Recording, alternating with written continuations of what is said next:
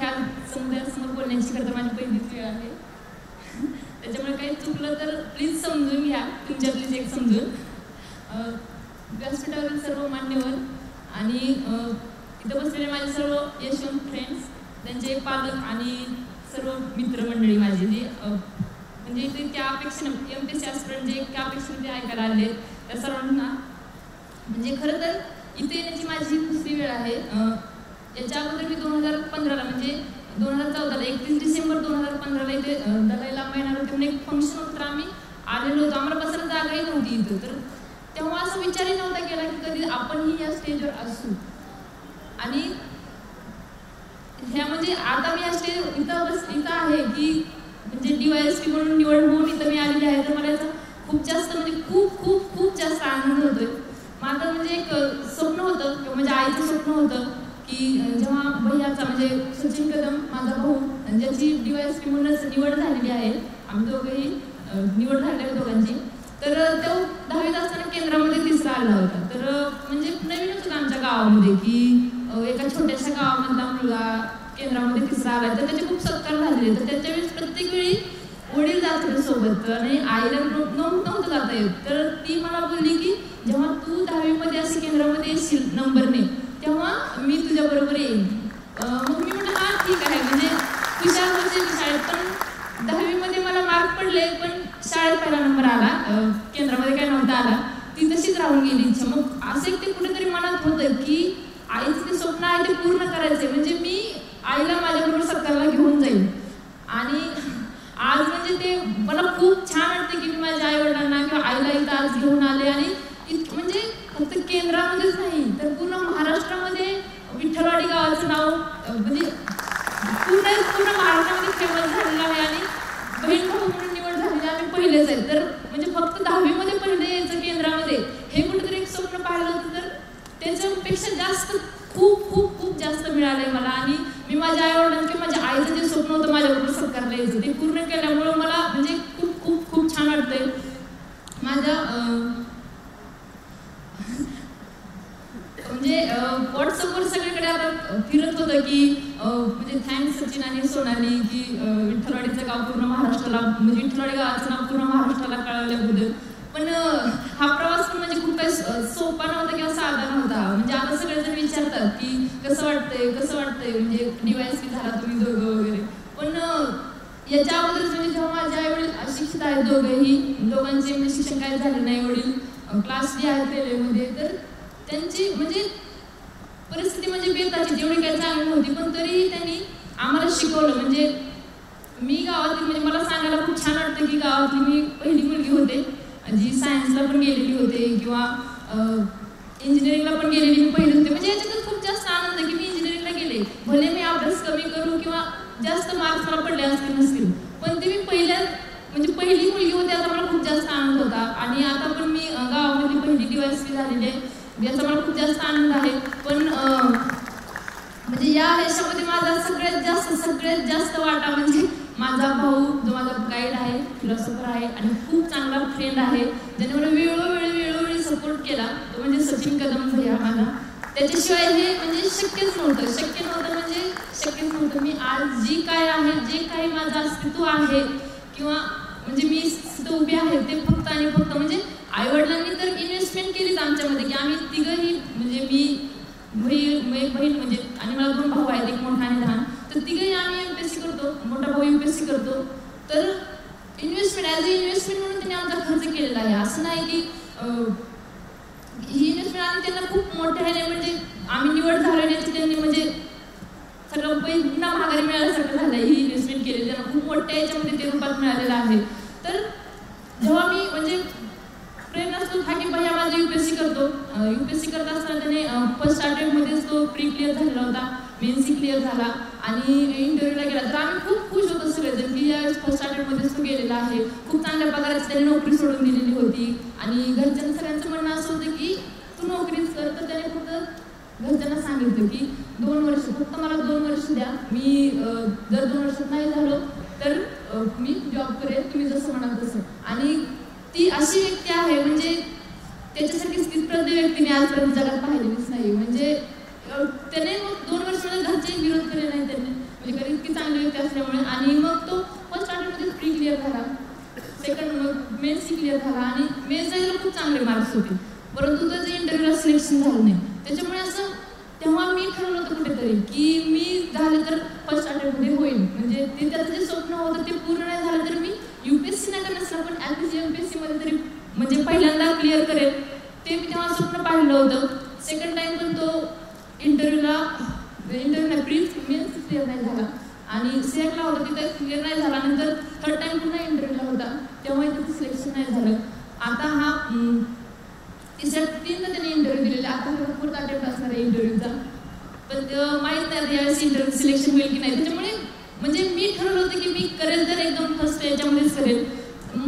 मी actually योगाची गोष्ट म्हणजे मी MPSCचा अभ्यास करण्यासाठी म्हणून 16 मार्च 2014ला आले होते आणि आमचा रिझल्ट ही 16 मार्च 2017 लागलेला आहे. म्हणजे ज्या दिवशी मी आले होते बरोबर 3 वर्ष, म्हणजे हा दिवस जो रिझल्ट आला आमचा तो दिवस माझ्यासाठी खूप खूप खूप जास्त लकी. म्हणजे ज्या दिवशी मी अभ्यासासाठी म्हणून आले त्याच दिवशी बरोबर म्हणजे माझं DYSC म्हणून सिलेक्शन पण झालेलं आहे. मला म्हणजे खूप खूप खूप छान वाटतंय. आणि मी म्हणजे पूर्ण भावाच्या माझ्या गायडन्समध्ये अभ्यास केलेला होता, म्हणजे कुठे क्लास वगैरे केलेले नव्हते, कारण घरच्यांनी पाठवतानाच असं पाठवलं होतं की आम्हाला काही जास्त पैसे देता येणार नाहीत, कारण तुम्ही तिघंही इथं पुण्यात आहात, आपली परिस्थिती काही इतकी चांगली नाही आहे. कारण माझं इंजिनिअरिंग होईपर्यंत म्हणजे माझी आई नेहमी म्हणते की आपल्याला फक्त 3 टिकल्याच पगार होता, तर 3 टिकल्यांमध्ये म्हणजे तुमचं कसं केलं आहे आम्हाला माहिती आहे, कारण माझ्या भावाचं इंजिनिअरिंग झालेलं आहे, त्याचे सगळे पैसे, पुन्हा माझं इंजिनिअरिंग झालेलं आहे, त्याच्यामुळे त्याचे खूप सारे पैसे आणि ओपन या कॅटेगरीमध्ये येत असल्यामुळे त्याची फी किती असते सगळ्यांना माहिती आहे, म्हणजे लाखांमध्ये असते. तरी पण ते पूर्ण म्हणजे आईने इतकी काटकसर करून स्वतःकडे न बघता आमच्या तिघांसाठी म्हणजे शिक्षणासाठी जास्तीत जास्त कसं देता येईल याचाच फक्त विचार केलेला आहे. त्याच्यामुळे तिचं असं म्हणणं होतं की माझं इंजिनिअरिंग झाल्यानंतर मी जॉब करावा, परंतु म्हणजे माझी तिकडे आवड नव्हती, कारण माझा भाऊ इकडे UPSC करत होता, त्याच्यामुळे मनात असं कुठेतरी होतं की नाही मला MPSC करायचे. तर 5-6 महिने त्यांना समजावण्यात गेले, त्याच्यामुळे मला मी 2013च्या पासून मला 14मध्ये यावं लागलं. आणि मग म्हटलं ठीक आहे, बेटर लेट दॅन नेव्हर, आले अभ्यासाला लागले. मग पूर्ण भैयाचा गायडन्स असल्यामुळे फक्त अभ्यास त्याशिवाय दुसरं काहीच केलेलं नव्हतं, परंतु इतका अभ्यास करून की 2015ची माझी प्री 1 मार्काने गेली. म्हणजे खूप डिप्रेशनमध्ये की आणि इतके की डिप्रेशन की बस की अरे इतका अभ्यास करून आपली प्री क्लिअर नाही झाली, 1च मार्काने गेले. आणि त्याच्या अगोदर मी STAची प्री दिलेली होती की आपल्याला किती येतं हे बघावं चेक करण्यासाठी. मग भैया बोलला की जाऊ दे MPSCचं प्री गेली तर जाऊ दे, कमी मार्क्स येत आहेत तर STAचा स्कोर चेक कर. तर STAचा स्कोर केला चेक तर बऱ्यापैकी येत होता. मग STAचं मी कळून जातं की किती लागणार आहे वगैरे, तर म्हणजे होऊ शकत होतं माझं. तर त्याने मला सांगितलं की अभ्यास चालू कर STAचा, मी कडचं प्री म्हणजे STAचं चांगलं कर, MPSC नाही तर नाही पुढच्या वर्षी करू.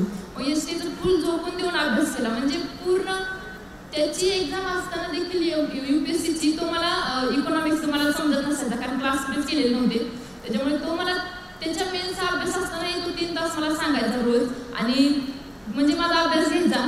त्याच्यामुळे मग मी STAची मेन्स दिली, तर STAची मेन्स क्लिअर झाले, म्हणजे STA म्हणून माझं सिलेक्शन झालं गेल्या वर्षी. 1 मार्चला आमचा रिझल्ट आला होता 2016ला. आणि म्हणजे त्याचा इतका माझा कॉन्फिडन्स वाढला, इतका कॉन्फिडन्स वाढला की यावेळेची मी राज्यसेवा प्री म्हणजे दिली होती. अभ्यास तर पूर्ण होताच केलेला, पण म्हणजे प्रीचा स्कोर खूप छान आला, खूप छान. म्हणजे माझाच विश्वास बसत नव्हता की इतका स्कोर कसं काय आला म्हणून. मग आम्ही आणि भैयाने ठरवलेलं होतं की यावेळेची MPSCची मेन्स म्हणजे MPSC खूप सिरियसली द्यायची, कारण UPSCमध्ये सारखं म्हणजे अपयश येत होतं. तर म्हणजे घरचे काय नसले म्हणत तरी बाहेर त्यांचे खूप टोमणे असतात की किती वर्ष झालं करतोय तो, काहीच नाही. घरच्यांचं म्हणणं होतं की अजून तुला 2 वर्ष तुझे सगळे अटेम्प्ट होईपर्यंत तू जरी दिलं तरी आम्हाला काही फरक पडत नाही. ते आजही म्हणतात की तुमचं दोघांचं आताही सिलेक्शन झालं नसतं, मला आम्ही आणखी करायला लावलं असतं. म्हणजे एवढे सपोर्टिव्ह आहेत, जे शिकलेले नाही आहेत काहीच, जे म्हणजे शिकलेले पालक की तेवढं दाखवत नाही.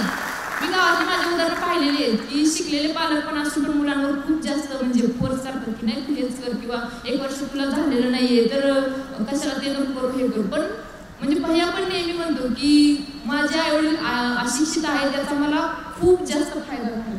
आणि मी पण तसंच म्हणेन की ते अशिक्षित होते म्हणूनच खूप जास्त फायदा झाला, कारण त्यांनी आम्हाला कधीच फोर्स केला नाही की तुम्ही हेच करा म्हणून. तुम्हाला जे करायचं ते करा, आम्ही तुम्हाला पैसे देतो, फक्त व्यवस्थित करा. आणि प्री मग आम्ही त्यामुळे मग त्याचा थोडा दबाव होता, त्याच्यामुळे मग आम्ही मेन्सचा अभ्यास करण्याचं चालू केलं, म्हणजे की यावर सिरियसली द्यायची आणि जागाही खूप चांगली होती. म्हणजे यावेळेसची जी ॲड होती ती ओपन म्हणजे कॅटेगरीला समोर ठेवून केलेली होती. मग अभ्यास प्रीचा स्कोर आला चांगला होता, त्यामुळे होणारे माहितीच होतं, त्याच्यामुळे लगेच आन्सर केल्यापासून जो आम्ही मेन्सचा अभ्यास चालू केला होता पूर्ण दोघं जणच म्हणजे रोज आमचं डिस्कशन असायचं आणि दोघं बहीण भाऊ असल्यामुळे म्हणजे खूप जास्त कम्फर्टेबल होतं की आम्हाला पाहिजे तेव्हा आम्ही डिस्कशन करत असायचो. आणि मेन्सची एक्झाम दिली पण एवढं कॉन्फिडन्स नव्हता, आन्सर की आली कॉन्फिडन्स नव्हता की इतका चांगला स्कोर येईल म्हणून. अभ्यास खूप झाला होता, केला होता, पण तरी कॉन्फिडन्स नव्हता की स्कोर चांगला येईल म्हणून. आणि जेव्हा आन्सर की चेक केली तेव्हा स्कोर खूप छान आला, म्हणजे मला नाही वाटलं ते छान, पण सगळे म्हणत होते की तुझा स्कोर खूप छान आहे, खूप छान आहे. आणि त्यावेळेस 3, 4 किंवा 5 क्रमांकाने मी असेल, म्हणजे माझा स्कोर चांगली असलेली. त्याच्यामुळे मग आणि नेमकं त्याच वेळी भैयाची MPSCची मेन्स ही होती, म्हणजे UPSCची मेन्स ही होती, प्री झाला होता तो क्लिअर. त्याच्यामुळं इंटरव्ह्यूचं प्रिपरेशन करायचं तर तो पूर्ण वेळ मला देऊ शकत नव्हता. मग त्याने मला मनोहर भोळे सरांचं नाव सजेस्ट केलं की ते इंटरव्ह्यूचं घेत आहेत तर तू त्यांचा ग्रुप जॉईन कर. तर त्यांनी 1 महिन्यापूर्वी सरांनी जॉईन म्हणजे सुरू केलेला होता. मी 1 महिन्यानंतर सरांकडे गेले की इंटरव्ह्यूचा ग्रुप काय आहे ते बघायसाठी. तर मी सरांना फोन केला होता आणि सगळ्यांनी म्हटल्यामुळे म्हणजे खूप जणांनी पाहिलं नव्हतं मनोहर भोळे सरांना, मीही पाहिलं नव्हतं तेव्हा. मला या सरांना की खूप काहीतरी अशी वेगळी पर्सनॅलिटी असेल, खूप असं एकदम माहीत नाही, म्हणजे खूप जण माझ्या लायब्ररीतले म्हणायचे की तू भोळे सरांकडे जॉईन हो, भोळे सरांकडे जॉईन हो. म्हणून मला एवढं का सांगतायत भोळे सरांकडे जॉईन व्हायला. म्हणून बघते मी कशी व्यक्ती आहे ती नेमकी.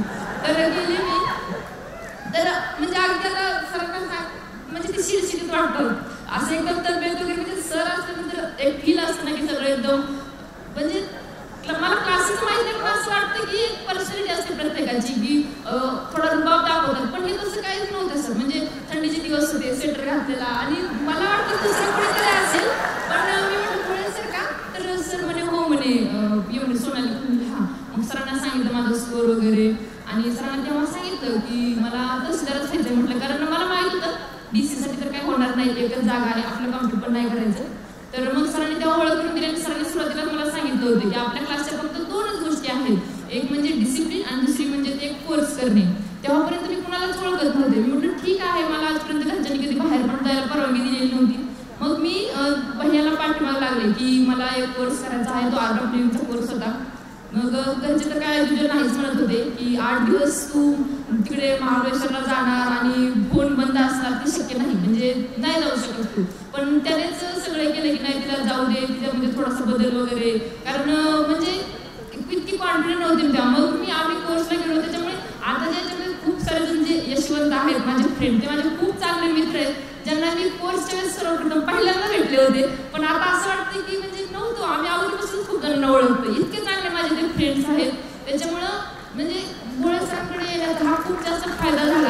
आणि सरांना म्हणजे DYSP सरांचं पॅशन आहे, त्याच्यामुळे मला ते सारखं सांगायचे मार्क जास्त असल्यामुळे की सोनाली तू DYSP प्रेफरन्स दे, सोनाली तू DYSP सेकंड प्रेफरन्स दे. पण माझं नाही सर, मला तहसीलदार द्यायचं आहे, कारण माझ्या घरच्यांचं असं म्हणणं होतं की मुलींसाठी तहसीलदार चांगली, कारण सरांनी म्हणजे भरलेलं असतं मनामध्ये की मुलीसाठी तहसीलदार चांगली, पोलिसांना चांगलं नसतं, खूप काम असतं, फॅमिलीला वेळ देता येत नाही, म्हणजे असं खूप जास्त गोष्टी भरवलेल्या असतात.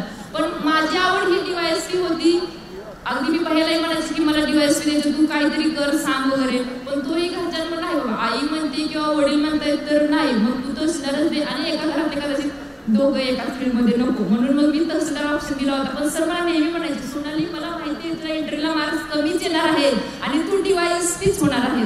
आणि इतके वेळ सर बोलायचे, इतके वेळ, आणि तसंच झालं. म्हणजे मला इंटरव्ह्यूला खूप कमी मार्क आले, म्हणजे अगदी 33च मार्क आहेत. आणि इंटरव्ह्यू तसं झाला, त्याच्यामुळे माहित होतं की मार्क्स कमी येणार म्हणून. तर सरांचं स्वप्न आणि हे माझंही होतं, पण मी सरांसमोर बोलून दाखवत नव्हते, कारण घरच्यांना नाही म्हणणं मी कधी शिकले नाही. म्हणजे घरचे जसं म्हणतील तसं की आता आमच्या प्रत्येक वेळी नाही ते म्हणतायत, तर मग हा ठीक आहे, म्हणजे एवढं मला त्यांनी शिकवलं. तर त्याच्यामुळे मी पण तहसीलदार दिलं होतं, पण मला DYSP व्हायचं होतं आणि आज मी DYSP झाले, याचा मला खूप खूप खूप खूप जास्त आनंद आहे. आणि सरांनी ही सर्वप्रथम न्यूज मला सरांनीच सांगितली होती की तुम्ही दोघं बहीण भाऊ DYSP झालात म्हणून. तेव्हा सरांना माहिती आहे माझी अवस्था कशी होती ती, आणि माझ्या घरच्यांनाही माहिती की माझी अवस्था कशी होती. आणि म्हणजे विचारही केला नव्हता मी की तरी पहिल्या चेष्टेने म्हणायचं कधी कधी की इतका अभ्यास करते, इतके डाऊट्स विचारते, आपल्याला काय महाराष्ट्रात पहिले यायचंय का, नुसतं आपल्याला क्रॅक व्हायचं म्हणजे कुठेतरी एक पोस्ट हवे. पण म्हणजे विचार नाही केला की आम्ही दोघं म्हणजे पहिले असून की DYSP झालं आणि इतके फेमस. म्हणजे मी हा विचार केला ना तर मला खूप छान वाटतं की माझं एक छोटंसं गाव विठ्ठलवाडी पूर्ण महाराष्ट्रामध्ये कळालेलं आहे किंवा माहीत झालेलं आहे. म्हणजे तुमच्या सर्वांच्या प्रेमाबद्दल खूप खूप खूप खूप धन्यवाद.